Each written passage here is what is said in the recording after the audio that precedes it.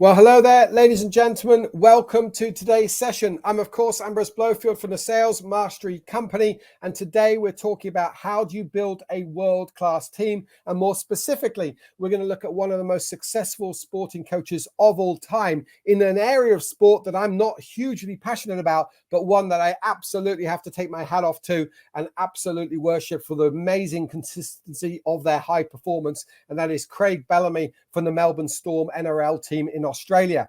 Now, hopefully you've already messaged us via email. Again, if in doubt, if you ever need to get in touch with us to talk about our sales academy, our programs, even the free tips and tools that we share on LinkedIn and likewise on our YouTube channel and indeed on our website of salesmasterycompany.com, then again, admin@salesmasterycompany.com is the best way to reach out to us. If, however, you've interacted with us recently or you're on our email cycle, the chances are you will have had access to the document I'm sharing the screen in front of you, which is Building a World-Class Team. Page 2's got a brief message of welcome from myself. And page 3 is where we start and speak into right now. Typically, these live sessions are 15 minutes or less if we can squeeze the time in. So, thing we've got to focus on right now is if you're a business owner, if you're the most experienced salesperson and therefore you're the pseudo sales team leader, or likewise you're the official sales director or sales manager.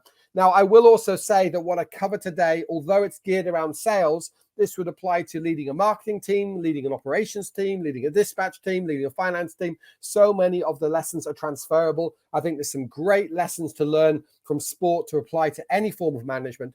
But why I realized that sales is very aligned to sport, it is a high-pressured environment where you're measured week to week to week. And I think there's a lot more similarities between those teams. So I want to share with you some common examples from Craig Bellamy, but if you haven't heard of him, he led the Melbourne Storm NRL team to 6 grand finals. So that's the final event of whether they won it or not. That's just making the final. 6 out of 11 seasons. Now, the thing that's absolutely remarkable about that is when you compare them to, sadly, the team closer to my home, which is the New Zealand Warriors team, who barely make a grand final. And again, they've often got some controls around salary caps, a bit like a lot of the American sporting franchises, where in theory, it should kind of go around to everybody and everybody has an opportunity. So what I've investigated before sharing this with you is what is it that Craig Bellamy does pre-season, during and post-season to allow his team to perform at a high level where they're always in the top 2 teams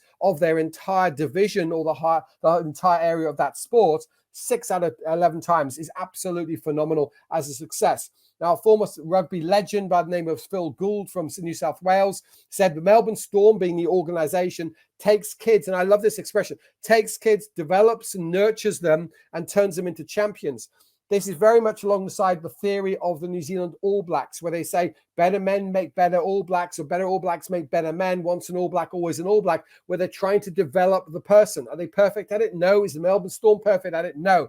But they take individuals and they develop the man, so to speak. Now, again, just to be clear, I'm an even bigger fan at the moment with the Women's Rugby World Cup taking place in New Zealand right now of the incredible story behind our New Zealand women's team and the culture they've developed, bearing in mind it's only in recent years, very, very recent years, that we've got professional players in that. The sacrifices made by these, mums, sisters, daughters, and full-time workers to then perform on a high stage, remembering the All Blacks have won 3 Rugby World Cups since the starting of 1987, and the New Zealand women's team have won 5 Global Rugby World Cups. So again, by comparison, they've done well in a shorter time period of World Cups.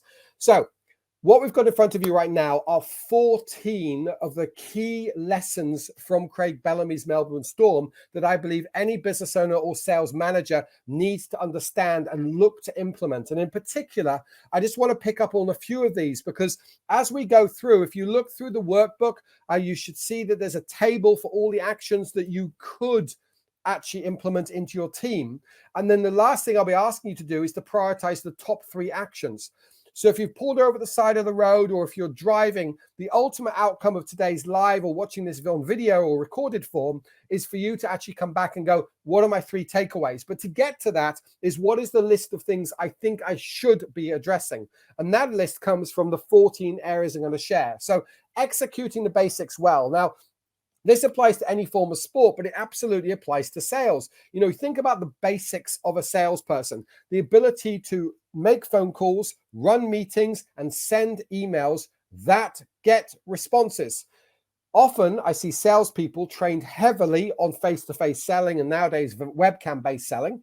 And I see them semi-trained at the start of their career on how to make phone calls, but very rarely are they trained ongoing in phone calls, despite making hundreds, if not thousands of them a year. And I see them rarely, if ever, trained on how to put together a proposal, a quote, and an email that gets a quick response. That's part of the basics. If there's a gap in you or your team, get it fixed. Demonstrating discipline. One of the hardest things for salespeople and most humans is the ability to have discipline week in, week out, to sometimes doing the tough stuff, the boring stuff, the follow-up stuff, and the stuff that may not make you feel good or give the endorphin rush, the dopamine hit that other people typically crave in all aspects of their life. Therefore, what I would like you to be thinking about is that if you're the leader, how are you demonstrating discipline to your team? It's an attribute you want from your team, so it's an attribute you need to demonstrate to your team. In the case of Craig Bellamy, it's showing up in the small hours of the morning every single day before he goes into the office, and actually showing up and going into the weights room and getting himself fit. And the discipline is, no matter what happens, I'm always there, so my team see I'm always there. That's demonstrating discipline. Obviously, building a leadership team is something critical. Now, if you don't understand rugby league, it's got a team game of 13 players on the paddock at any one time. And when they say develop a leadership team, it's within the 13 players, not just our captain, but having others leading the different pods of players. In the case of rugby union, the forwards leader and the backs leader, or the back three leader, for example. You could do this, obviously, if you're thinking about football or soccer, you could have a defensive leader and you could have a midfield leader and a frontline leader. So again, developing leaders is the ultimate goal to build a world-class team, because it shouldn't just rest on your shoulders. Rarely will you have a high-performing, long-term, world-class team if it's all down to one leader, whether that's the captain or the manager, the coach or the director. Going old school. One of the things he does in a preseason that I absolutely love is he has his team dig ditches. That is known as manual labor, possibly referencing the chain gangs of the southern states of America, allegedly 100 or so years ago, and actually have them literally shoveling dirt together, digging holes, digging trenches for pipes and irrigation and other things. And if that's really old school. Now, for those of you who, like myself, grew up in the 80s and 90s, it may be reflection of Rocky Balboa images, training for a big fight. Poor Man from Philadelphia, for example. But it's a very galvanizing moment, that. And of course, when you're asked to go to the well, so to speak, to fight for your team, so to speak, in the grand final, so to speak, you'll remember the times that forged you together. Now, as we know, in the wonderful world of old, there were a lot of wars. Again, if you survived the wars, then you had this amazing connection with those who you fought with. You literally would have died for them in the battlefield, and no matter what they asked from you for the next 50 or 60 or 70 years of your life, absolutely drop everything for them. Well, thankfully, we're blessed and we're living in a world where there might be forms of war, but there aren't the same numbers of world wars or localized wars, and therefore we don't get to fight. But we don't therefore forge that old school battalion type loyalty. And that's why I really like his concept around going old school and does it every single season. Maintaining high standards is a norm, but I just want to comment for anyone leading a sales team, please do not let your old school, high-performing, lone wolf salesperson get away with murder, so to speak. We don't want them to be able to play by a different set of standards or rules. If they're going to break the rules or bend the rules, try to have that suppressed, and not everyone looks at that and goes, oh, so you let them get away with it, because that's not a standard anymore. Focusing on the details is a given, in his case, things like nutrition and fitness. In your case, staying up to date with the CRM, making sure that everybody logs in notes, making sure that we're accurate around numbers and everything else. Demonstrating the right thinking is also using the right words and the right language. As we know, when we're training people in our sales academy and our sales mastery program, we talk a lot about the delivery of your message. When I worked at Procter & Gamble in the UK, when they spent over £100,000 on my year one sales training, the two key areas was A, how to run sales meetings and sales calls, and B, proactive account management. And they talked endlessly around that. It's not necessarily the message you deliver, but it's whether you deliver it in the right way. And what I'm saying to you is, as a manager, the way you deliver your message with your body language, with your tone and the words that you choose to do, that's demonstrating the right thinking. The being a role model ties back to that discipline, but don't be just a role model in discipline, be a role model in everything, in report writing, in showing up to internal meetings on time, in showing respect to others. And that includes showing respect to our clients, even the ones that are bad clients. Showing genuine care starts with for yourself. If you're asking your team to be fit, to be physically able, you've got to make sure you're fit and physically able. I don't say you've got to be fitter than the youngest person who's 22 years old and just joined your sales team. What I'm saying, though, is if you're thinking about nutrition, then show care for yourself. Show care for clients, care for colleagues, care for other departments, and care for your family. And then again, the role modeling will play out. Here's a challenging one. Don't treat all people alike. Think about your sales team. If you've got a sales team of 5, the chances are you've got one person who's an absolute superstar. You've got one person who's really underperforming, and you've got 3 people who go up and down from one month to the next. Now, the superstar probably needs a bit of refinement, but aside from reward and recognition, they'll probably do a fair bit initially by themselves. And after 3 to 6 months, if you were to spend time training and coaching and developing the other 4, eventually that high performer will cease to look like a high performer, because you'll have at least 4 high performers, and maybe the one who's bad comes to neutral or medium, if you like. So therefore, you need to coach, mentor, and invest into your sales team, a bit more time into those that need a bit more time, but also more praise, more reward, and more recognition for your high performers, because why should they be treated like everybody else? If they go and deliver 1 million and everyone goes and delivers 500,000, why shouldn't they have twice the amount of praise or recognition? I'm not saying twice the amount of pay necessarily, but from a mathematical perspective, why not? Again, just putting it out there. Don't want to address it right now. That's something we talk a lot when we're coaching businesses one-on-one. But again, don't treat them alike. They're not alike. And again, it's unfair if you treat everyone the same, saying, I'm going to give the same number of compliments per year to every single person. It's not fair. So therefore, why make it fair? Because it's going to cause resentment amongst your highest performing team members, and they'll probably quit. Living with character is about living with integrity. That's like role modeling the right sort of attributes, behaviors, and values. Being patient is a major challenge for business owners, sales managers, sales directors, because we're not typically blessed with the virtue of patience at birth. So it's something of learn to develop patience. It's a very, very important skill of delayed gratification rather than now. There's times to do that, but mostly we've got to be patient long term.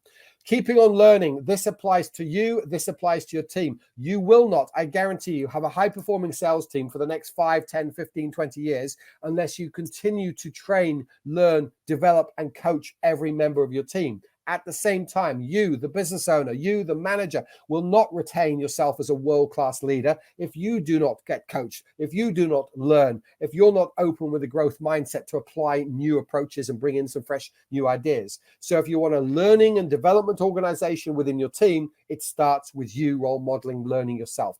And then finally, no wasted days or no lost days is the language that he uses. And to me, I don't mind if your sales team has an off morning or an off afternoon or an off day, but they shouldn't get to the end of the week going, well, that was a lost week. That was a complete waste of time.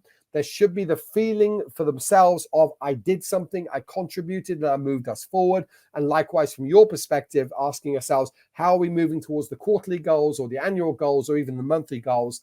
So I don't mind if you lose a day. In his case, there's no such thing as a wasted day. But I would say for a salesperson or sales manager, you should never have a wasted or lost week. Very, very important.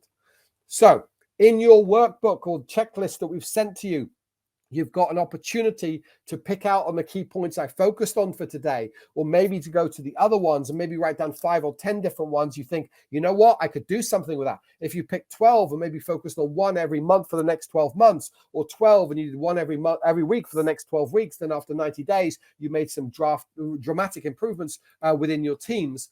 But at the end of the day, just like Craig Bellamy, the judgment on you as a leader, as a business, as a culture, or as a world-class team comes from the actions you take as a result of this video. That action might be to share this video with somebody in your team. It might be to share it with a former colleague, or maybe even one of your suppliers, maybe even one of your customers. It's maybe to download this workbook and pass it across the whole team and have a discussion around it together. It's only 15 minutes long. It could do wonders to move your team forward. Now, what I'm covering today actually comes from year 2 of a Sales Mastery Academy, where we're teaching teams the 4 critical areas of growth for their sales team. Yes, we help them with actually winning new business confidently. We help them close without discounting. And yes, we help them be more proactive in growing their existing accounts. But this topic comes from scaling your inbound process and scaling your team, because the more you develop the leadership and the management of your sales team, the more you can actually rise as a leader and then bring the team up with you. It takes all parties to raise it if we're trying to have a very predictable, confident business moving forward. So please take action from today when it comes to implementing 3 key things to building a world-class team. If you're interested in our Sales Mastery Academy or anything else we can help you with, then either click on the link and book in a scale-up call, or again, send us an email to admin@salesmasterycompany.com. I've been Ambrose Blofield. We're the Sales Mastery Company. And as always, take action. Hello there, Ambrose here again to say thank you for watching this video. As always, I want to implore you to take action and to share the lessons you've learned. Meanwhile, something you could do to help us in our mission to help countless and thousands of small to medium family businesses the world over to be more prosperous, be more confident, and have a greater impact in the causes they support. And that is, of course, comment, like, and subscribe to this YouTube channel and to all of our other videos. And as always, be generous and share this with others. Take action today.